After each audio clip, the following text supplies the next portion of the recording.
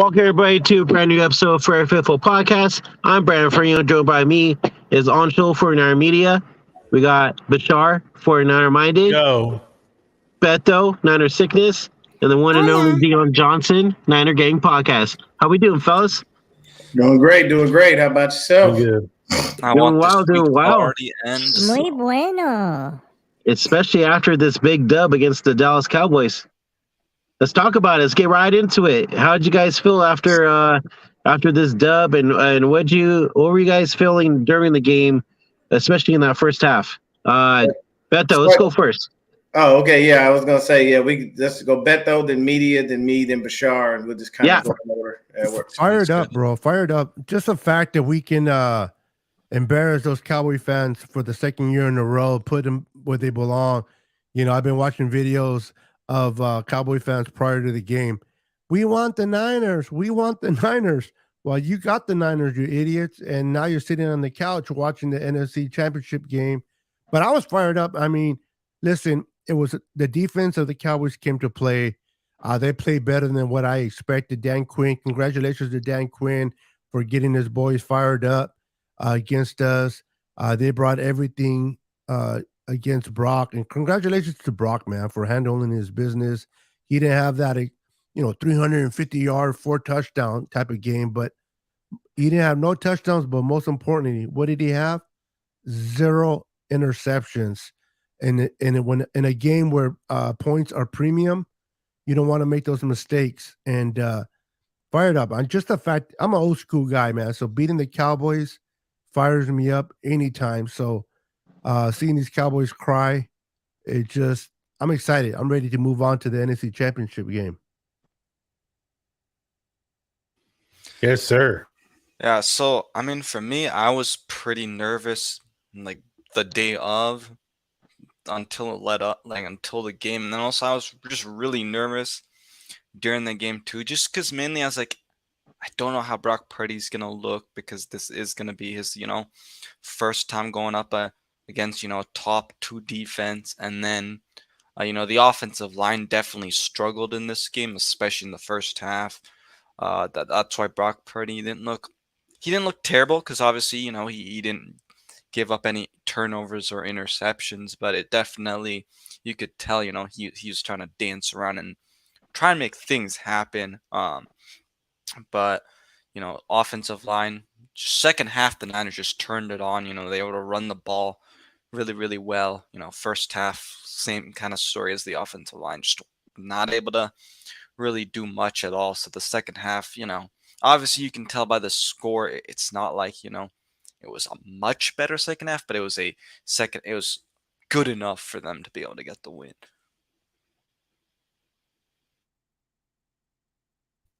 Yes, sir. Oh, what's up? Yeah, I mean, that game, I did not expect the Dallas defense to perform that well. Now, not that I thought it was a terrible defense or anything like that. I know Dan Quinn is an accomplished stoic coordinator, but still, I just didn't think it was going to be that hard to come by, especially in the first half in terms of scoring. But later in the second half, we found our way to do it. We started, just being old fashioned with the run game, and and Purdy, like Beto mentioned, hey, he took care of the football. He didn't do anything stupid. He still made smart decisions. It's just that, he didn't really have much time to throw, which was pretty annoying. But then again, Dallas led the NFL in pressures. So, hopefully, we get up to a bit better start against Philly. And, hey, but that game, man, it was a hard-fought defensive game. And our guys made plays when they had to, especially Kittle. Kittle came up huge. CMC, in my opinion, was highly underrated in the game. He made some amazing catches. I think CMC has the best hands on the damn team. I don't know if anybody wants to argue with that, but man, it was definitely a fun game. Always good to beat the Cowboys. How about them Niners? Let's go. All right, Deon. Mute. You're on mute, my guy. Deon. You can unmute him, Brandon, if you want. Can I? No, I'm good. Okay. Oh, there you go. Oh. So, I did it by accident. for me personally, man, the game was it's bittersweet on the fact that I didn't like that we didn't score as much as I would have liked. Definitely a tougher defense. So here's what I will say. hats off to the Cowboys defense. You guys came to play. You were formidable. You gave us everything that you could. And I can't say much for your offense, though. I don't know where it was. And, here's the thing. Karma's a bitch. Karma sucks. And that's exactly what happened. Y'all had radio hosts on radio talking about they wished injury on CMC. And your best back, Tony Pollard, what happened? He got injured. It's karma, man. Just got to be smart about it. So for me, honestly, we could have played a better game offensively. We got a lot to clean up and a lot to work on because this Philly defense is no joke. Coming up, we got a serious thing to do to deal with when it comes to them. But overall, it was a great game. And at the end of the day, fuck the Cowboys, man. I'm happy that we beat their ass. I'm happy that we sent them home. I love the fact that I got to hear something that I wanted to hear for so long, man. And I'm going to go ahead and let you guys hear it because I want y'all to, understand how much this means to me whenever we beat them. It's just a beautiful situation. So I just want y'all to listen to this.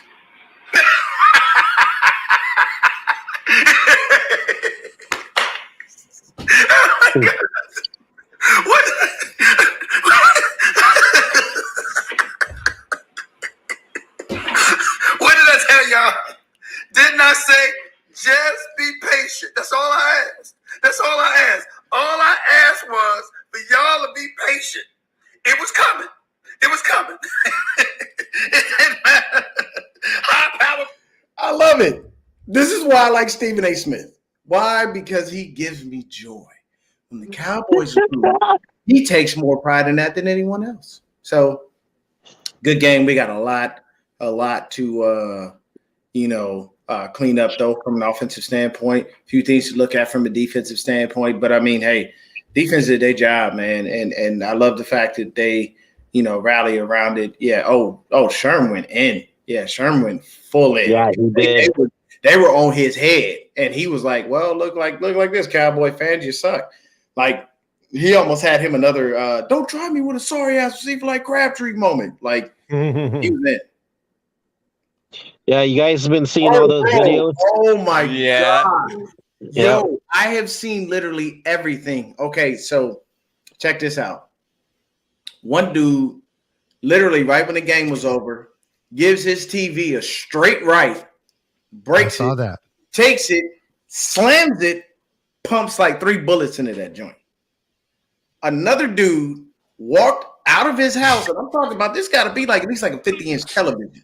He walked out into his garage, slammed the TV on the ground, got in his truck, drove out, backed up over the TV, and then went over it again. I'm like, okay, look, listen to me. I love the Niners. I do. I am a diehard Niner fan. I ain't breaking my TV when we lose. Amen to that. No way in hell. Everybody knows me. It's very simple. When I get pissed off about my team losing, give me a minute. I'll collect myself and come back to normal. But in the midst of the moment, don't say nothing because I might pop off. But this dude took his TV, drove over that bitch, and then just walked back in the house. And his wife the whole time is like, "Oh my God, what are you doing, honey?" No, what you do is you need to be a good woman and check your man. Look, I don't give a fuck how if I break my TV, my wife will break me. You better take your ass outside, hit a punching bag if you break my goddamn television. I did not spend my hard-earned money for you to fuck it off. Preach it, Deon. Preach it. Kind of shit. Like hell no. But it's funny to me to watch because that just tells me Cowboys fans are better than I thought.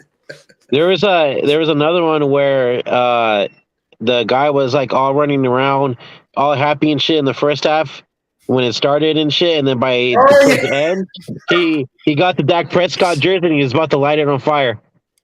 Yeah, I wonder if those Cowboy fans steal those TVs. That's why they break them because they go. Oh nah, man. You got to remember, Beto. You're giving them too much credit. They're idiots. They actually pay for the television. Yeah, they're more. And they even go out and buy big brand new ones. Yeah, and they're making payments on it from. And he probably got that joint from Rent-A-Center. There you go. And you still got to pay for that. Yep. Samsung, Sony, and LG must love this time of year, dude. Oh my God! Yeah, because they're just gonna be making more money. Yeah. Because the best television that I've seen right now, I don't own one, but I will eventually.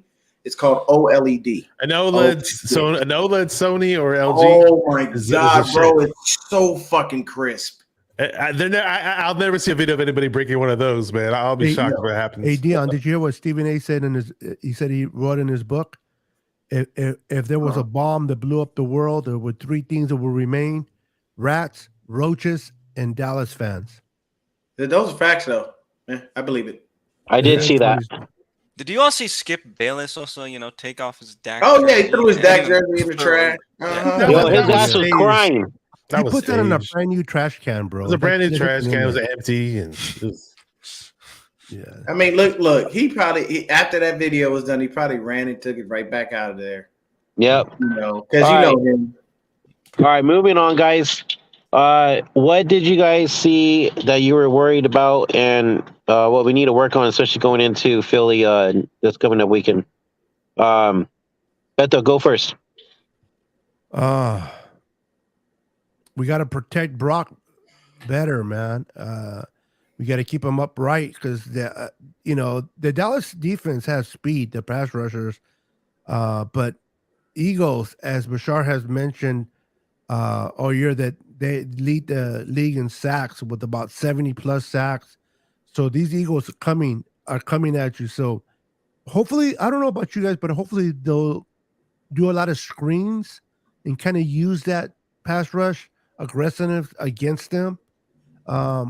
That's if Debo knows it's coming, though, on those screens. But block for Purdy, get the ball out of Purdy's hand, and do some screens because that pass rush is crazy. Protect, and Mike McClinchy, if you're watching, don't let no man pick your ass up and throw you on the floor. That was embarrassing. Yeah. You're a full-blown man. I got to give him props though. And that CMC touchdown, he did take on 3 blockers. So that was, he kind of redeemed himself a little bit. But how you let a linebacker pick you up and slam you down like that? Think about it like this. Micah Parsons is all of what? 215, 220 max. 240. Michael Glenchie's like almost 300 pounds, maybe 300 or more. Yep.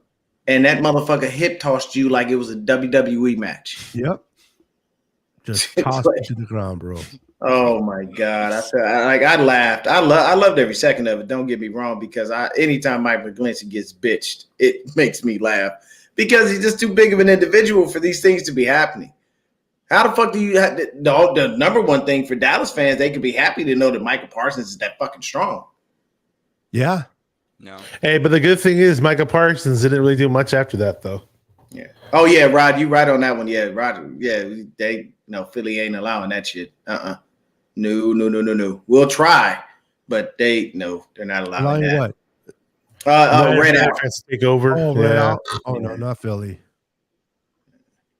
Philly fans like to throw batteries and snowballs and bottles, and never been to a Philly game, but I heard a lot of bad things. So it kind of sucks. Well, no, Philly has the worst fans in the world. Yep. It honestly is like the worst, and I can tell you right now, man, it sucks ass. So Niner fans going to the game should have take out life insurance. Maybe. Oh my gosh! So what did they do? They booed Santa Claus one time or something. Fans.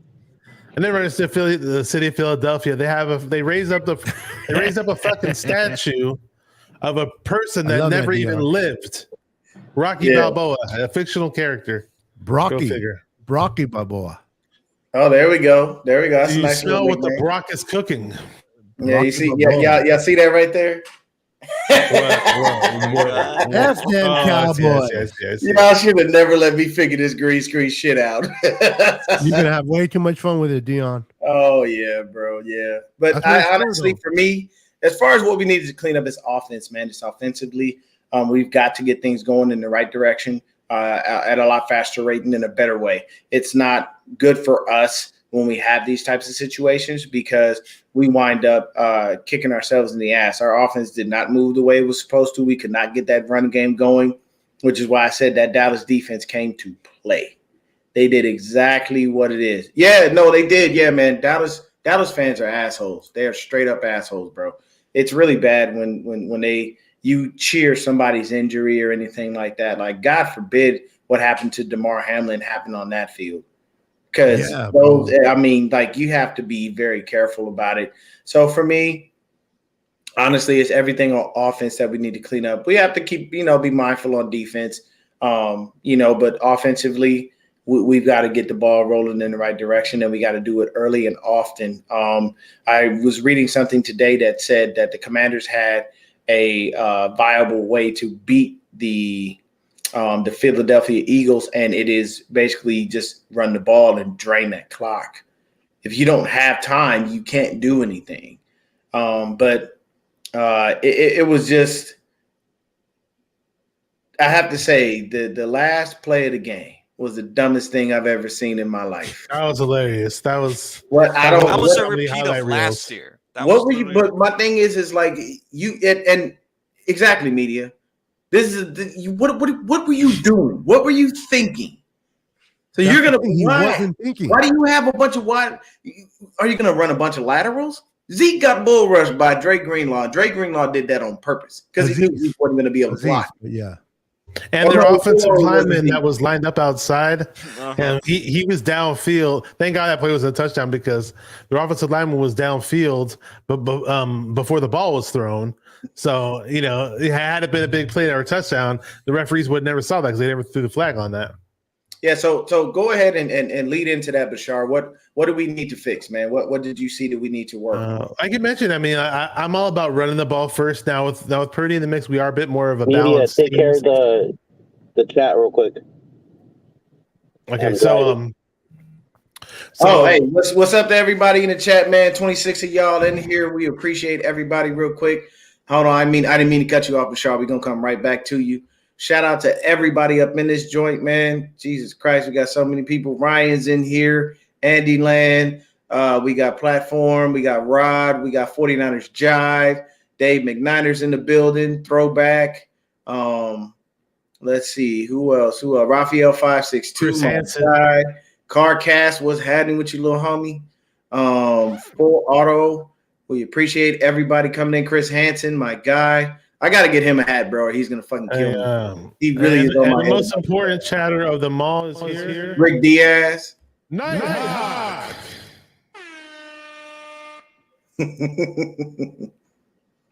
Nighthawk Afterburner. I like that, man. That's a dope-ass name. We got David Villa in here. David Corona's in. Steve-O Supremo. So we appreciate everybody for coming in, hanging out with us. If I didn't mention your name. Everyone in there. Mama. Yeah, so about the Niners and Philly, somehow we got to get on top of them early. Hopefully, or at least I don't know, man. I want to see this Brock Purdy that we saw throwing two touchdowns plus per game in Philly. I would definitely want to see the pass rush, other than Bosa, do something. I mean, geez, man, I liked it when we blitzed. We just got to finish a bit more when we blitz. That's all. The pressure's there. Hey, it doesn't hurt to rush 5 guys from time to time. Just like, I'm not talking about the hamburger franchise, but it seemed like we were so consistent with rushing 4 for the majority of the game. But, rush 5. Why not? Do it, man, if you need to. But I guess we do have to be a little careful, though, because Jalen Hurts, is that mobile quarterback, and that's a little scary. Beto message you mentioned, we got to give Purdy a little bit more time. I heard it kind of takes I heard Purdy kind of holds the ball a bit, though. Here it takes about him 2.78 seconds to get the ball off. So hopefully he looks to throw the ball a little bit more. I know he wants to wait for people to get open, but I mean, hopefully he looks at his reads a little quicker. And I want to see this Purdy that's been balling out. He didn't ball out this last time around, but he made some plays when he had to. And hopefully CMC or Debo explodes this time around. We need all these guys and Elijah Mitchell. And hey, Philly's like a run-of-the-middle run defense. We should run the ball one on them. The Giants actually did put up some okay rushing yards on them, so it's not like they're invincible. And I don't want to get in situations where we have to drop back on 3rd and longs because their freaking pass rush. They registered 70 sacks for the season. That's third all time in NFL history. And they got 4 guys with 11 plus sacks. It's scary. Yeah, man. That's what's crazy. You know what I'm saying? What's going on, Tommy? Crazy motherfucker. Tommy Huxley. Tommy, that's my guy. I love that dude, though. If I ever get a chance to meet and party with that guy, he can call me all kinds of names. It's just who he is, and I embrace who he is and what he does. But talk to us, media man. What do we need to clean up, sir? What do we need to clean up? And yes, Carcast, thank you for the compliment. It's my pleasure to put something up there behind me like that. Yeah, so like I also mentioned, I think the offensive line definitely was shaky. So if they can play like they did in the second half, because the offensive line definitely, played better. That's why we were able to run the ball. And, I think we should have success with the Eagles because they are around 20. They're 24th in yards per carry allowed. And then when they have to, power run, they're dead last in the league. So I think that in short yardage, you mean? Yeah, sorry, in short yardage. Mm-hmm. And so I think that the Niners should have success, but I don't want to say too much because this is, recap show. But I think, offensive line and then, defensively, I don't really think there's too much. I loved that Hufanga just came up and scared shit out of Dak and was like, damn, like he didn't even expect Hufanga to be right there. And Diamador Lenore, if he can keep playing like he's been playing, because man, he had another pick. I think that's gonna be bold and well. But it's just we got to score more points on offense, and I think that goes with the offensive line and getting other guys involved. Kittle, of course, was a huge part. But like some of you guys said, Debo needs to get involved. Elijah Mitchell should be getting involved there. So then the Niners are going to have to put up points versus the Eagles. Yeah, so for me, I wanted to touch on this Charles Omenihu situation real quick. I'll start it off and then we can go around. So what I want to say is on our channels, nobody here condones any type of domestic violence in any way, shape, or form. Nobody, not one of us. And unfortunately, if you've witnessed it, it's definitely not a good thing. But from the information that has been put out there, basically, this seems like a situation where he was being attacked. And this Charles Omenihu, what, like 6'5", almost 300 pounds. So even the slightest push would seem like he sent your ass flying. So for me, from the information that I heard and that I saw, basically he was just trying to get her away from him. And this is what I'll say. Keep your hands to your goddamn self. This shit's been taught to you as a child. It was taught to you from kindergarten, everything. Keep your hands to yourself, men and women. Because here's the problem. You get out there, you get a little aggressive, you get a little buck, you think you good, and then you cry wolf. That's not okay. Don't do that. Don't go attack someone, and when they try to stop you from attacking them or hold you or move you, then you turn around and be like, oh my God, I'm calling the cops. And then you refuse medical attention.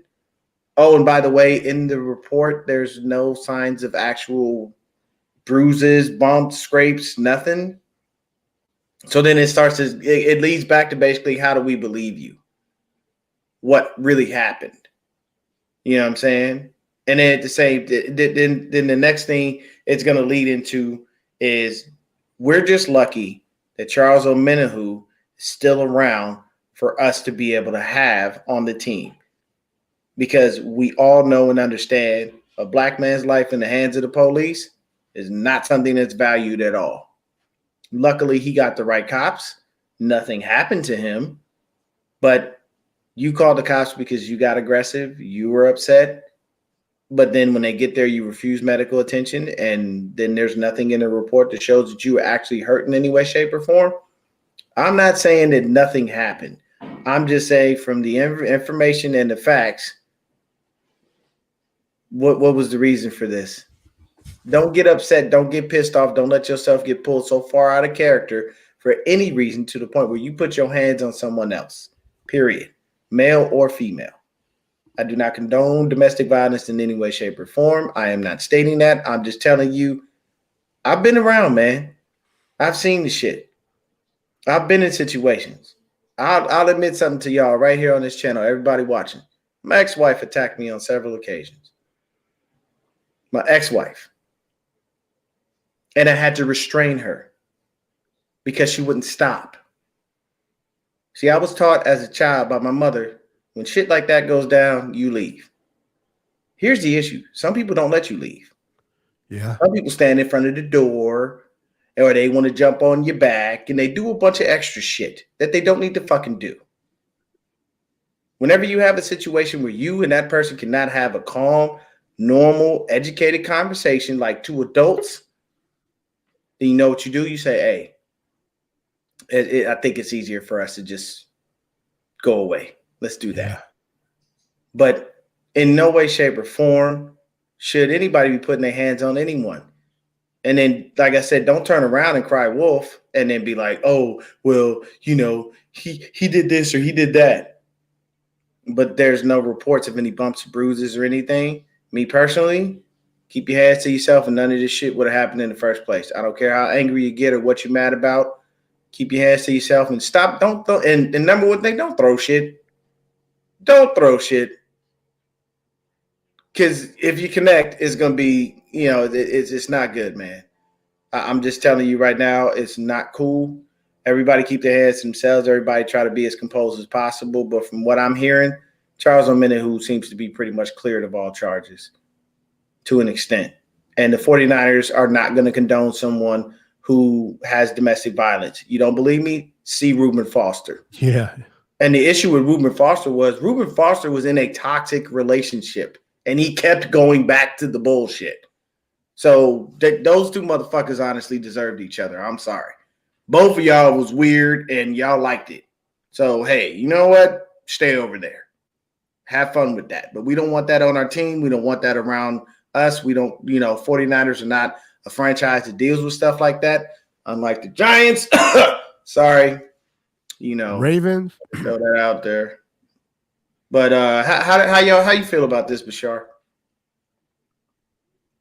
How do I feel about it? I don't want to feel about it. I mean, it's never a good time to hear this type of news, but literally like a few days before our hugest game of the year, and freaking, we're one game to go into the Super Bowl. So I don't know what the Niners are gonna do. Are they gonna weigh out the situation and say, hey, it's not what everybody's saying it is, and are they still gonna play him? And if it was a one-time thing, it's like, okay, cool, they'll just move on. Who knows? Maybe they do that. But I will say this. Hey, again, no incident like that should ever happen where cops get involved or where a player touches his girlfriend or wife or whatever. So hopefully it is not what they say it is. But I'll tell you this. We get to see Drake Jackson now. I mean, that he hasn't been activated for 2 games in a row now.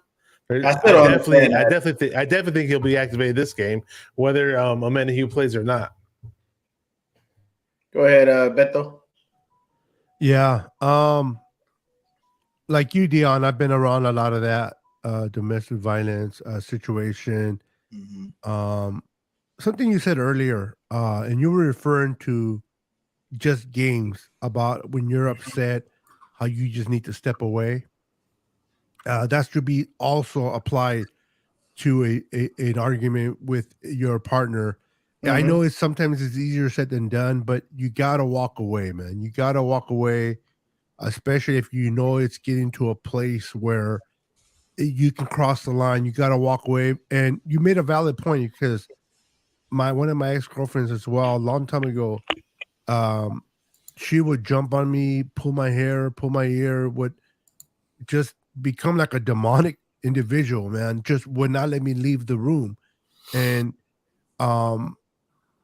you just gotta push them down and just walk away, because especially someone, and like again, it's easier said than done, but someone like Charlie Minnie who knows that he has people looking at him, he has kids that look up to him. He's in a position that he has to make the right decision. Now, given when you're in the heat of the moment, you're not thinking about those that watch you. You're not thinking about the people that that look up to you. You're in the moment, so I understand completely how things can escalate out of hand. But you gotta try to the best of your ability to try to walk away and realize I can't jeopardize my job, my freedom over this. I have to walk away. I also heard it wasn't something major. I heard it was a misdemeanor. When you hear a misdemeanor with domestic violence, maybe it's something really simple. Now, again, I don't condone domestic violence. My sister was in a toxic relationship, and she's no longer here because of that toxic relationship. I'm sorry. I don't condone domestic violence at all whatsoever. But you just gotta walk away, and you just gotta step away and say, you know what, this is not worth it. So hopefully, if this guy is his first time, Charlie Mayhew, I understand Bashar's concerned about the game on Sunday, and so am I. But I'm more concerned about Charlie Mayhew as a person. Hopefully, he gets his shit together and doesn't allow this to happen again. And if it is toxic, walk away, my friend. Walk away and find someone else. Yeah, it's easier to open the door for someone new than to, shut the door and walk back into a negative situation. And what we're talking about, people, is just understanding your own mental health and making sure you spare yourself the anguish. You just don't need it. And Beto's right. In the heat of the moment, you don't know what's going to happen, because a lot of the times it's just sometimes it's just literally defending yourself. Like, yo, man, I don't want to, yo, back the fuck up, relax. I kid you not. Excuse me.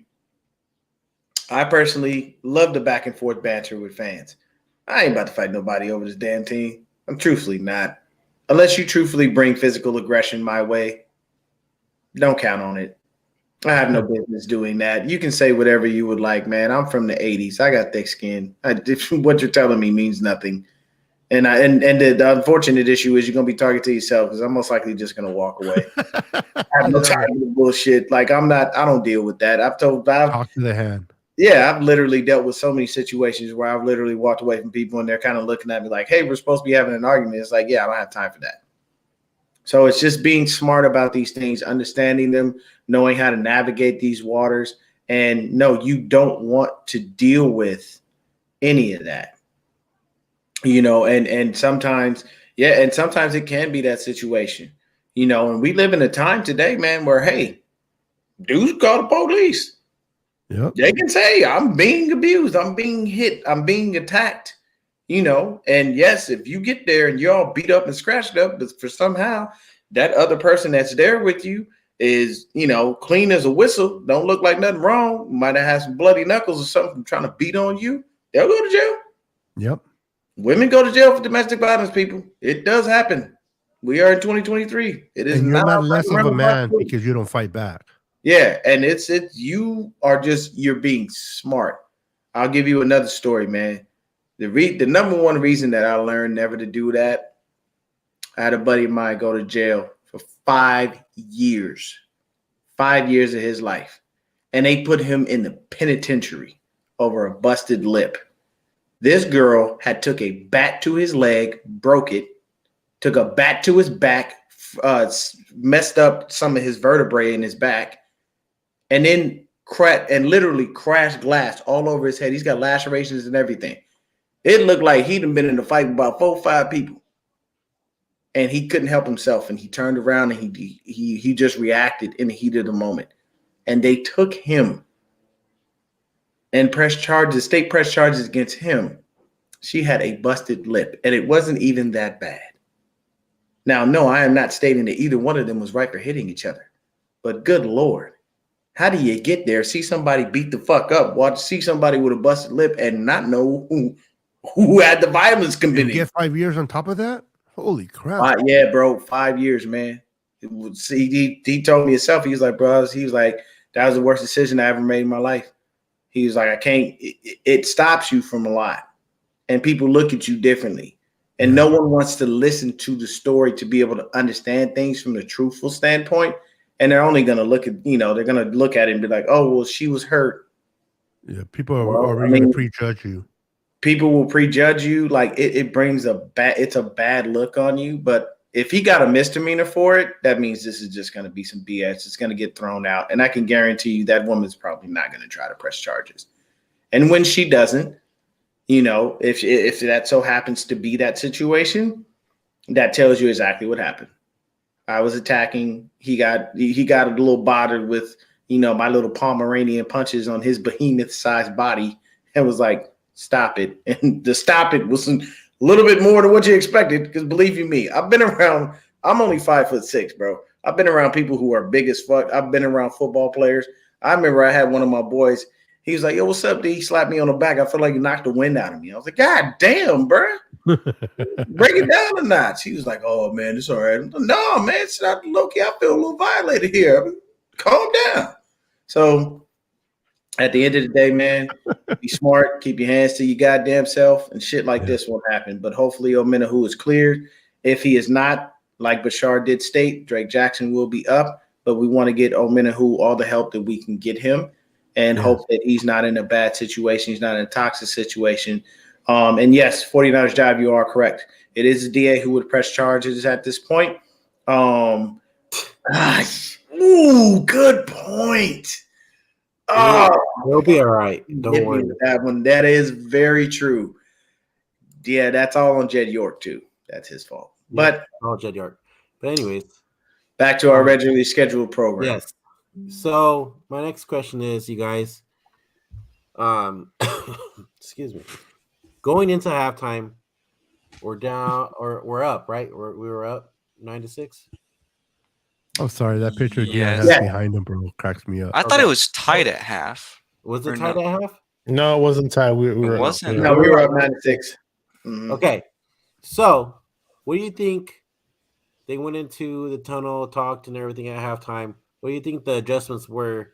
Because I feel like we did see a different side of the team coming out in the second half. What do you think? Kind of Media. Let's give media. He didn't go. Yeah. So I mean, I know they put Brunskill in at right guard to replace Burford. So I think maybe that helped too. I know I looked at the pressures and it wasn't too great for Brunskill either, but yeah, I think that they adjust the offensive line. That probably Forrester, what's his name? Is it Chris Forrester? Yeah, Chris Forrester. Yes. Yeah, Chris Forrester, the offensive line coach. Bebop was good. Probably had a talk also with the offensive line, I'd think, at halftime. I'm sure they also talked about the positive things, which would have been, the defense, continue what you're doing. Because obviously, giving up 6 points in the first half, you really can't say anything, too much better. So I think that's probably what was mostly talked about. And maybe they adjusted the game plan, a little bit too, I'm sure. So. Go ahead, Bashar. You can go ahead and skip me. Go ahead, Niner Sickness. I think personally they showed video clips of Mike McGlinchey getting knocked on his ass over and over and over again, and said this can't happen. And the offensive line say, okay, we got to put this together. Pinchy McGlinchey, man, always making us look like a fool. But no, seriously, they started running the football downhill. They just started running the football downhill. And Kyle Shanahan got into his bags and started making the plays that he called. And D'Amico Ryans, just what Lenore has done in 2 games.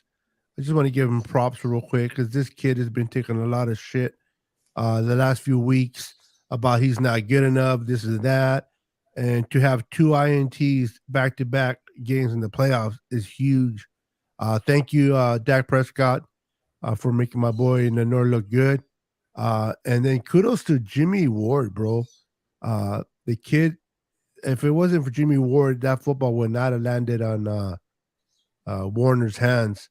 for that interception. So I like the adjustments. I think the offensive. I didn't pay too much on the defense side, but offensively, just they ran the ball more downhill and with what's his name, Elijah Mitchell. Now, question to you guys: did you guys see Jordan Mason at all? No, I don't think I saw him. I'm on special teams. Just on special. Yeah, they didn't give Jordan Mason the ball. Yeah, see those. Well, I mean, I know they have reasons, and I was talking to this other guy. He said that one of the reasons why Drake Jackson is really, I think it was Matt. I forgot for your boy. Red and Well Center podcast, Matt Llewellyn. Mm-hmm. Yeah, he mentioned about the reason why he's not in there a lot is because he's not good against the run. Drake Jackson, and they don't really need the extra pass rusher. They need someone that can stuff the run. That's what they're trying to do. So this is the reason why he's been healthy scratch for the last few games. But I would love to see him on Sunday if all possible. But I'd rather have continue to watch Charlie Omenihu. I think he's been very impressive. So hopefully he'll be able to play on Sunday. But just keep running downhill. That's what I saw. And they just committed more to the run. And it was effective by the fourth quarter because Dallas started to get gas and burn in that fourth quarter. So you just continue to just run down their throats. Hey man, this right here is everybody was talking about that, bro. We don't know how Lynch got down to the field. I know, I was wondering that too. I was like, damn. I feel like he jumped out has superpowers, my guy. that dude was on the field and so when he was in the booth, how long was he in the booth, and then boom, you saw him on the field. Was like a minute difference or like a 10-second difference, or because he went like this because it was incomplete, and then it's like 2 seconds later. You see, I gotta go back and watch the replay on that one. Yeah, he's fast, he's faster than Zeke Elliott. And Tony Pollard. I'm still gonna go back to that play. Like what? That I think they wanted to do multiple laterals on the last play of the game. But I don't care how putting Ezekiel Elliott at center with nobody else to block is a good play call. That's like that had to be from Madden or something. I bet getting knocked on his ass was funny. I'm gonna share it for you guys. Okay, that's the funniest play I've seen in a long time. Boy, that I've never seen anything. They probably were like, let's try and trick them. Ready? They'll still get tricked because we're gonna Ready put for a this? random guy. I don't know how they were gonna trick us with that. That was so. Final play looks like barring a penalty. Oh yeah, I just saw it. I just saw Oh my god. I was surprised I didn't see more memes based on that. I'm sure there's other ones too that I haven't seen. How do you see that one? I was expecting the other one. Did you guys see the Stephen A. Smith dressed up as Pinky from Friday? Of course. Then he was yelling at Michael Irvin. Yeah. Oh, I don't know. I wish they I had a pink suit for. I wish I had a pink suit for that one, man. They did. That was great. No, Stephen A. ain't finna walk in no pink suit, man. That's just not. Find that clip, Brandon. I'm gonna find it right now. I got you. It's on his. I think it's on ESPN's Twitter. I found it. Yeah, it is. It's there. Never mind. Brandon the King will find this shit faster than everybody else. Yeah. To what 49er Jeff? Look, man, ain't nobody on this channel gonna tell you that we wouldn't like a spy on Jalen Hurts. It's just not who D'Amico is. That's the unfortunate issue. Yeah, D'Amico. I wish D'Amico would change it up just a little bit. Wait, hold on. Don't even play that. Just look at his face. That's his face after his Cowboys lost. That's not his face. Ready? Yeah, go ahead. The offense just didn't show up. Shut up! Did you really think he was going to escape me today? But shut up! What did I tell you was going to happen? What did I tell you was going to happen? Say another word, and this is over. And I ain't playing with you. Say it again. Say something again. But wow. Oh!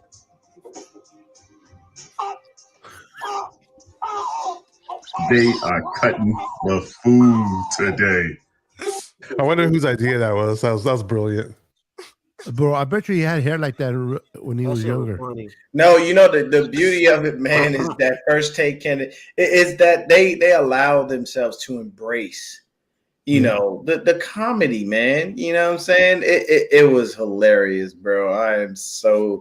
It's so funny, man. It truthfully is.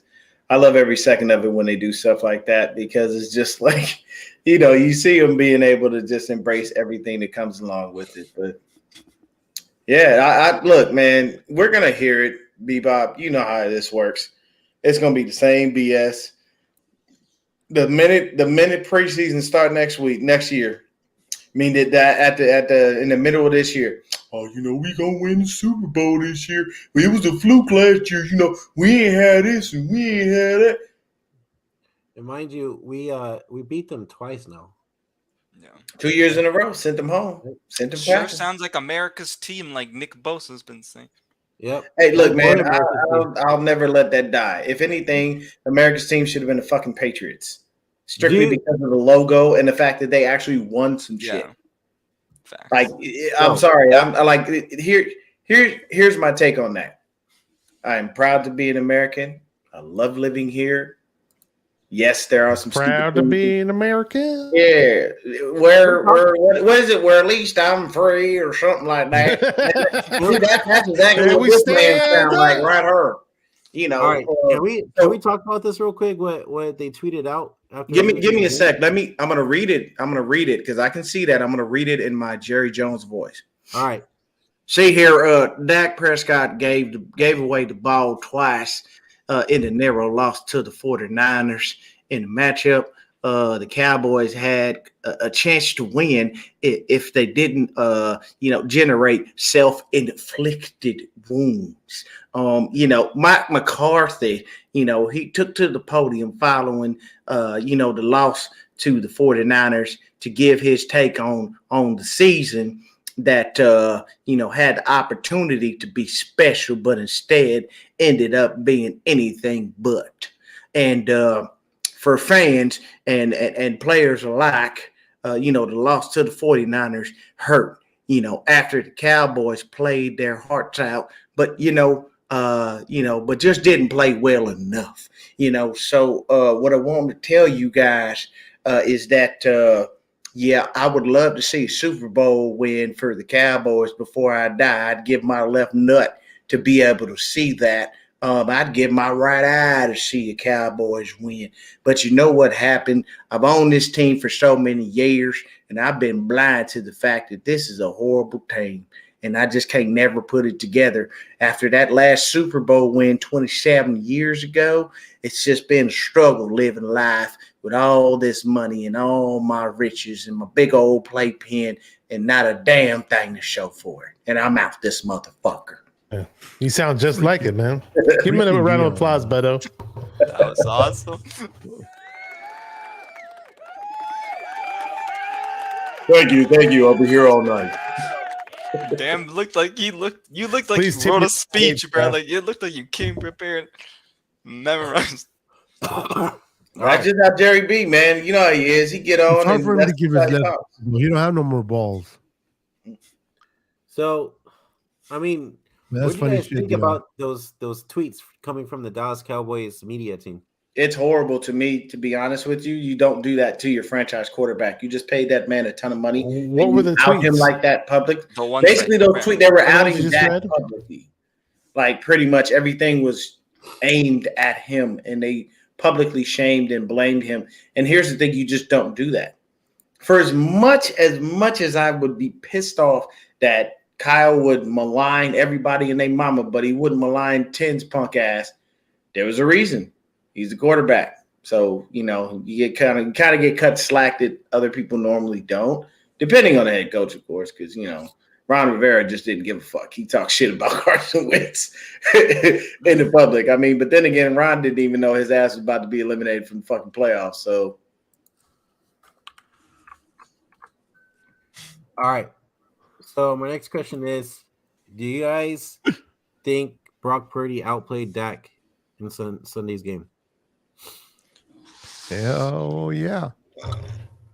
Well, he played smarter. I don't know if outplayed, but yeah, he played smarter. I'd play smarter because Dak had 2 interceptions, almost 3. Jimmy Ward should have probably had a pick, but he should have had a pick 6. Yeah, I mean it was, and so, Dre Greenlaw should have had a pick 6. Yeah, that's very true. I'd say Purdy outplayed him. Yeah. All right. I feel like he did too. Now let's talk about Fred Warner and Drake Greenlaw. What do you grade their performance on Sunday night? Because they were killing it on that field. Oh my God, that coverage where Fred Warner goes all the way to where CeeDee Lamb is. Oh. I'm giving both of them an A, bro. I'm giving both of them an A. Yeah, A plus plus plus plus. You all right over there, Bashar? What's going on, bro? The way Anshul sounded, it sounded like he was moaning or something. I was like, what was going on here? Oh my God. Hey, look, that's what happened, man. You know, you said Dre and Fred. He was like, yeah, buddy. They played fantastic. He's like, yeah, Fred. Mm-hmm. Look. What did Will Ferrell say? It's like a lightning bolt hit the tip of my penis. Oh my gosh. Hey, yeah, but that was awesome though. When Dak Prescott drops back, throws it in the middle of the field, boom. For Warner's there, step for step, and Warner was at the line of scrimmage, and he freaking ran in for coverage against CeeDee Lamb. It's not like he was backed up 10 yards and had a head start, so that was very impressive. I didn't know he had it in him to do that.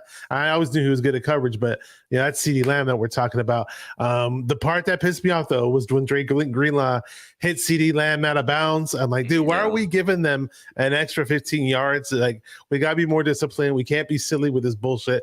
But I think Drake Greenlaw wanted to have this physical mentality and punk them. I get it. He kind of had that in mind, but you got to be smart at the same time. But he had a good game too, though, despite that stupid play. Yeah. But don't be too safe, like Eric Armstead not going after the quarterback. Oh my God! Let's talk about that play. Let's play patty cake with Dak Prescott. Did you hear what he said in the press conference after the game? No. He said that he was afraid that he was going to get called roughing the passer on him, and that's why he didn't tackle him in the end zone. Yeah, who was Rich Madrid? A big Twitter guy who reviews film. He retweeted basically the video on that play, and he's like, "Oh well, I'll be honest with you. I watched a lot of film, and I'll give. I don't blame Armstead for this because a lot of D linemen will assume the quarterback has thrown the ball, and therefore they won't hit the quarterback when it comes to that." I'm like, dude, where in that play does it look like Prescott ever threw the ball or got rid of the ball and he didn't have the ball in his hands? Like is Armstead blind? Is that the excuse he's going to come up with? Come on now. He could have been the hero on that play.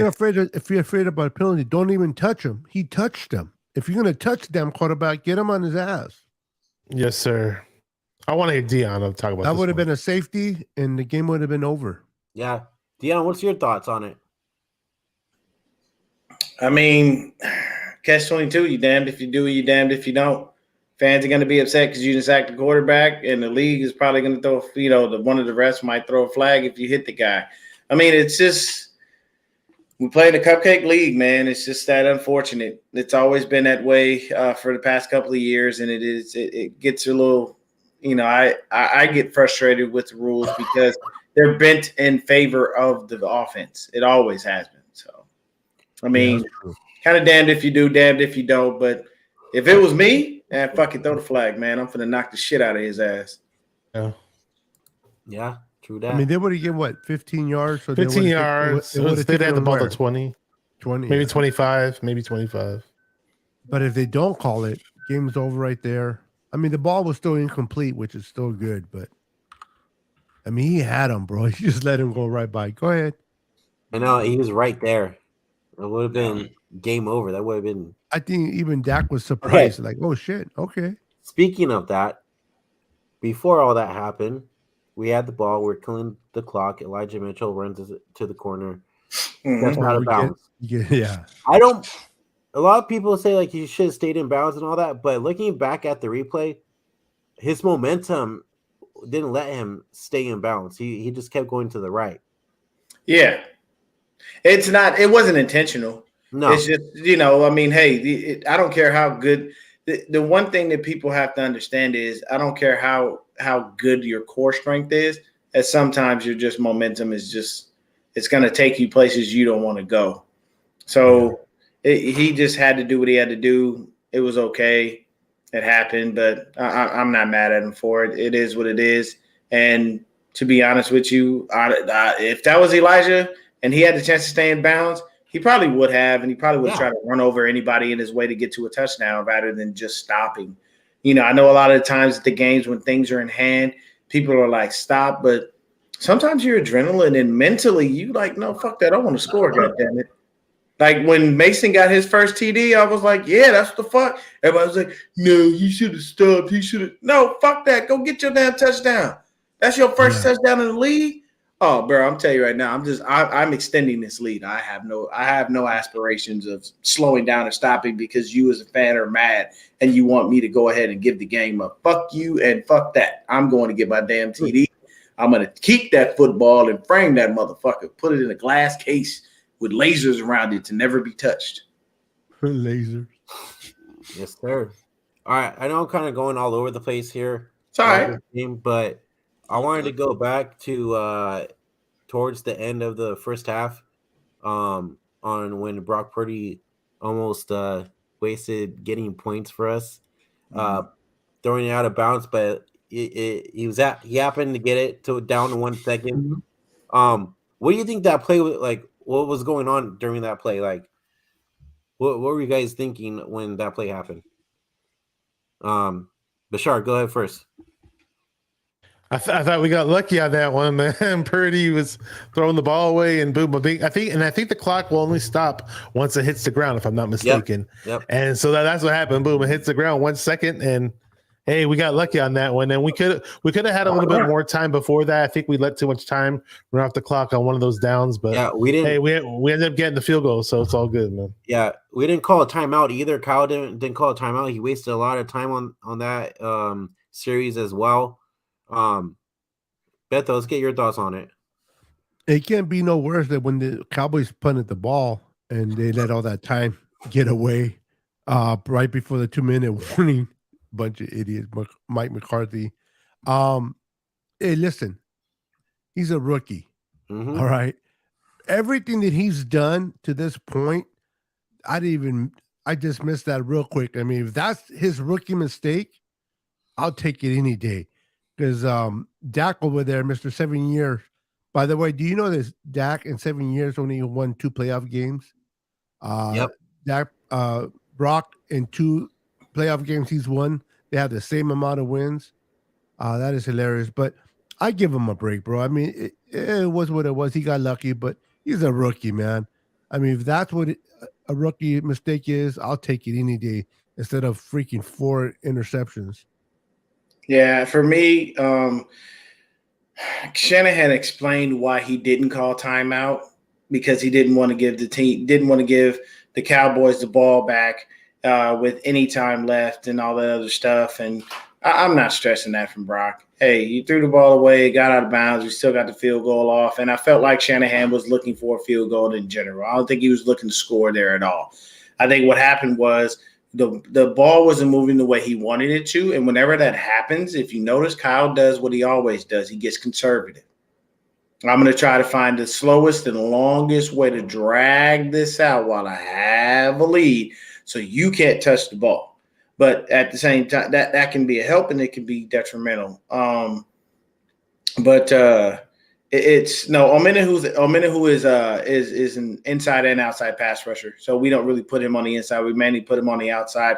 He usually will spell either Ebukam or even Nick Bosa at times. We use him more outside than we do inside. He can rush from the inside though. But if there's anybody that's going to replace him, they'll probably just put Drake Jackson in and then try to use him on passing downs more often than not. But go ahead, media. What's your thoughts on this? Yeah, so I mean, I'm not surprised with what Kyle Shanahan's done because it's kind of what Kyle Shanahan does. He tends to not he always doesn't. It seems like okay, if he can score and it happens, like okay, they'll score at the end of the half. But it never seems like where he's trying to go there and getting some points off, before the half's over. So I'm not really surprised with that. And like a lot of you guys said, like I'm not gonna blame Brock for it. They were able to get a field goal out of it. I feel like that's all that matters. But I don't think it's a super big deal. Cool. All right, I'm gonna share something really quick. Just to have a little fun here. Of course. This is you're gonna like this one, Deon. Mm-hmm. The Cowboys were in and out of the playoffs. There you go. I love that. There you go. Oh, bro, I've seen so many memes, but that one is classic right there. That's just dope. Go ahead, Beto. Trying to figure out how to do this. Okay, so You trying to share your screen? Video file. I can do by video file, slide, or share screen, or share screen. Yeah, just share screen if you're just trying to share something on your browser. Yeah. Okay, so the birds are in action in the background. Let me say what's up to Red Eye in the chat. I see you, bro. Talking about Menahue. I mean, yeah, I agree with this comment. Yeah, just keep him chilling. You know, keep him posted. There we go. Oh, there we go. Right, we got Beto. Got it? You got it? Did I? Yeah, bring it back again. Oh, he's not ready. I yet. see. He's not ready. Here we yet. go. He's not ready. There we go. There has to be some audio to it. I don't care what anyone says. We get it. They're laughing. That's a good one. That's great. He probably looked at him and went, Dak banana. Banana. We got 49ers Jive in the chat. What's up? Since the drive felt like going into halftime, the Super Bowl and taking a knee. Mm-hmm. Yeah, I remember. Yeah, man. Hey, look, and it was the same exact thing, wasn't it? What'd they do? Cut to John Lynch. What's John Lynch doing? And then they sit there and they look at it. What I want them to do is stop cutting to John Lynch. Cut to Kyle. Cut to Kyle. I don't know. I need to see his face and his body language when he does this shit because it always looks weird. But it's all good. But Brandon, where'd you go?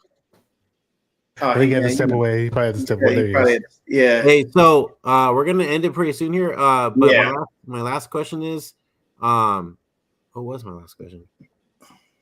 Oh, that's what it was. Do you guys feel like the first half kind of felt like a Jimmy Garoppolo type of game in a way with the way Kyle was coaching? You know what?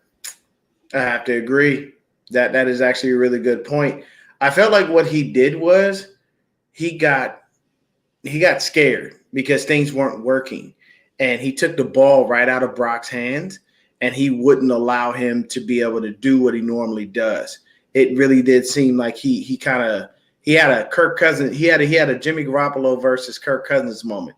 He realized shit wasn't working, and he was like, "No, we ain't doing that. Run the ball, or let me see what I can do to get away from it." But go ahead, Bashar. Did you feel like that? I didn't necessarily feel like it in terms of the offense we ran. It was more of an execution thing more so than anything else. And we saw Purdy running around a lot more than he normally does. But it just kind of felt like it in general because overall, just because for the fact that we're back to kicking field goals rather than scoring touchdowns. In the Brock Purdy era, the short little era that it is so far. We're definitely putting up a whole lot more touchdowns in general. So hopefully we get back to that against the Eagles because we need it. I'm not expecting to win the game against the Eagles by kicking field goals. So, all right, media. Sorry, what was the question again? Did you feel like that, like right at the end of that first half, that it was kind of like a Jimmy Garoppolo half, like with the way Kyle was moving? I mean, it's kind of tough to say because I just think like Purdy is a rookie, and so he's gonna have sometimes that it's just gonna be like that, and the offensive line might not be blocking.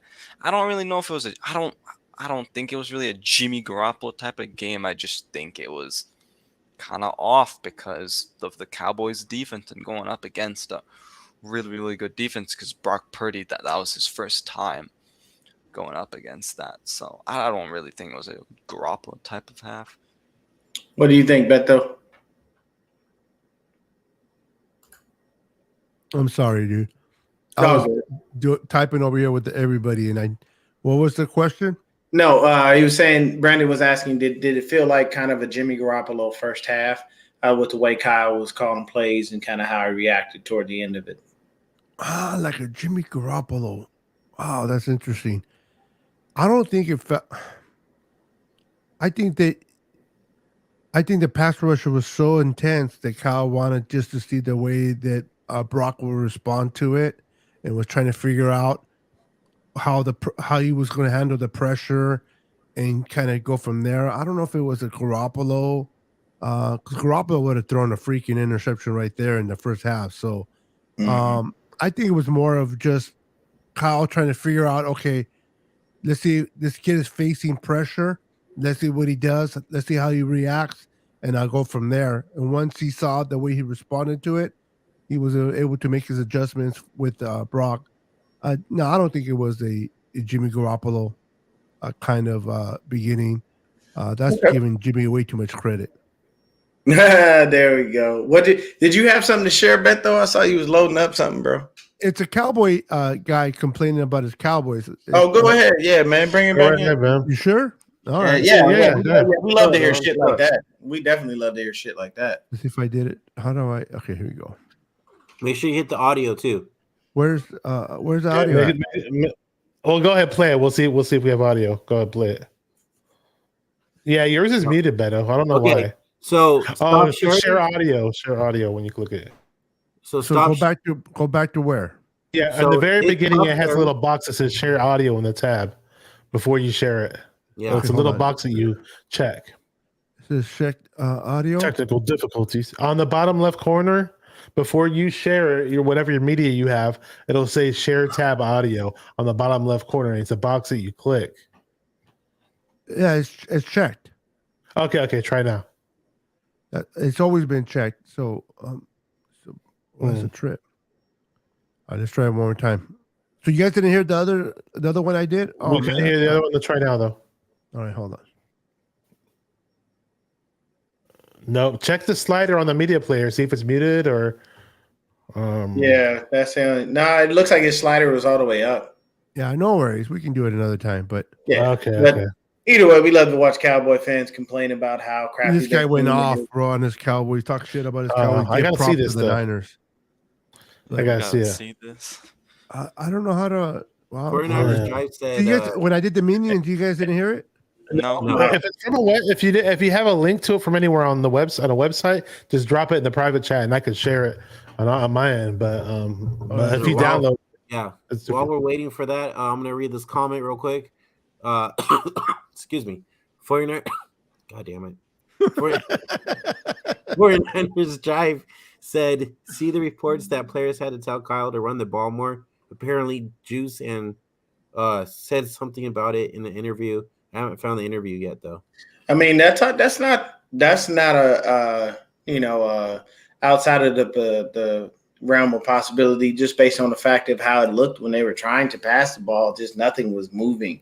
Like, it was really hard to get anything going. Typically we wind up getting a couple things, and usually our second halves are typically better than our first halves as far as the playoffs have been. But just this game, there was nothing like that. That Dallas defense did their job. They were pretty good at stopping us.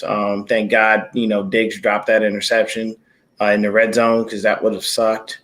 But yeah, man, we appreciate everybody for stopping in and hanging out with us, man. Let's give some final thoughts on this Dallas game. We'll start with Bashar. Still pissed, but it's starting to calm down. I'm running into some fellow Cowboy fans out there. Shout out to Cowboy Nation, because one thing is, we love our damn team. That's why you see the passion. That's why you see the hurt and the anger from me, because we love this damn team, and we've been getting nothing in return for 27 years. I just want to keep pounding that in you. I just want to keep pounding that. 27 years and no NFC Championship appearance. Now, the latest thing I'm hearing, well, Chris, come on, man. You can't put it all on Dak. Who can't? Hold my beer. Watch me. See, what they keep saying is, but maybe it's the coaching and Kellen Moore. Let me tell you something about interceptions. The quarterback chooses where he throw that ball. Kellen Moore can't help him. Mike McCarthy can't help him. See, nobody. And when you can coach all you want to. You can coach him and give him the perfect play or the worst play. That quarterback, at the moment he has the ball in his hand, decide, I'm throwing it here or I'm not throwing it here. I'm going to force it into triple coverage. I'm going to throw this one away. So watch me put the blame on Dak Prescott. I'm going to put the blame on Dak Prescott. Listen. I think we good. At the point to Okay, say, we're good. Yeah, I noticed it was 6 minutes and 45. That wasn't the video. That must have been another one. That wasn't the one. That wasn't the That's one. all right. The one that I had was good, man. totally just like a 2-minute funny crap. But okay. It was funny that we got the point. Yeah. So we're gonna go ahead and end it here. We'll be back to preview the NFC Championship versus the Philadelphia Eagles. And I think that show we're gonna have another call-in show because that was fun last week. So I'll talk to you guys off the air on what day you guys are down to do it, and we'll go from there. But until next time, guys, bang bang Niner gang, Bang bang Niner gang. and we'll see you guys later. Peace. Fuck the Eagles. Later, guys. Later.